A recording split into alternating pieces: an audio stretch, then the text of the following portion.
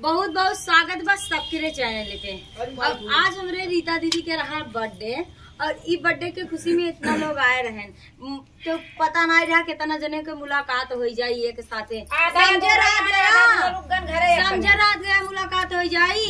मुलाकात जरूरी है सनम, जिंदा रहने के लिए तेरी कसम, जिंदा रहने के लिए तेरी कसम, एक मुलाकात जरूरी है सनम, एक मुलाकात जरूरी है सनम। हाँ हाँ पीछे बढ़ जाता ना। पीछे देखा रानी एक गीत गा जाता है।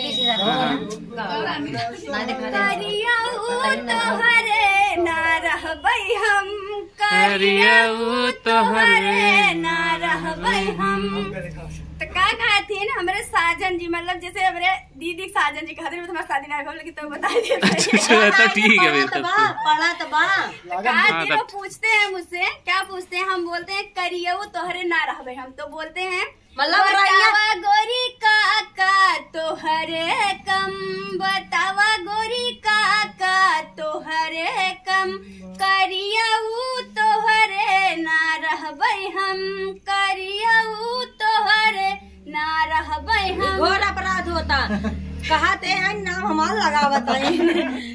अरे स्नो पाउडर लिपस्टिक कम, स्नो पाउडर लिपस्टिक कम, करियऊ तोहरे ना रहबै हम। लाइन आ रहा कहाँ का? अरे नटवै बोला मुआ निकाल देहन घर से, नटवै बोला मुआ निकाल देहन घर से, नटवै बोला मुआ। अरे ऐसन माना चल बेटी गाओ। अरे ऐसन माना है से नूरवा डाई छर से, नटवै बोला मुआ निकाल देहन घर से, नटवै बोला मुआ। अरे ई नटवा भटवा के बहुते रुआब बा, ई नटवा भटवा के बहुते रुआब बा। आगे अरे बहुते रुआब बा, हो बहुते रुआब बा, नटवै बोला मुआ निकाल देन घर से, नटवै बोला मुआ। अरे ऐसन माना का है चुनरिया ओढ़ी फर से, ऐसन माना का है चुनरिया ओढ़ी फर से, नटवै बोला मुआ निकाल देन घर से, नटवै बोला मुआ। और एक गाओ रानी, रानी गावा एक गीत और गावा गावा जल्दी जाओ पकड़ के तने से आगे में सुने। हाँ आगे से ओ की रस चुवेला, ओ की रस चुवेला, जैसे हमावा के मुझे रस रस चुवेला, ओ की रस चुवेला। और गाओ जो दूसरा गाओ।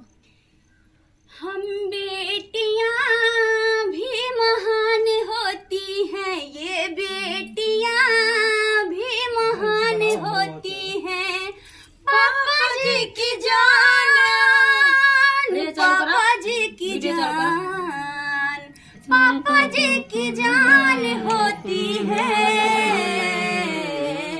ये बेटियां भी महान होती हैं, हम बेटियां भी महान होती हैं, सभी यूट्यूब पर किसान होती हैं, बेटियां भी महान होती हैं, बेटियां भी महान होती हैं। वो जब निकले लो घर से बाहरिया, चाहे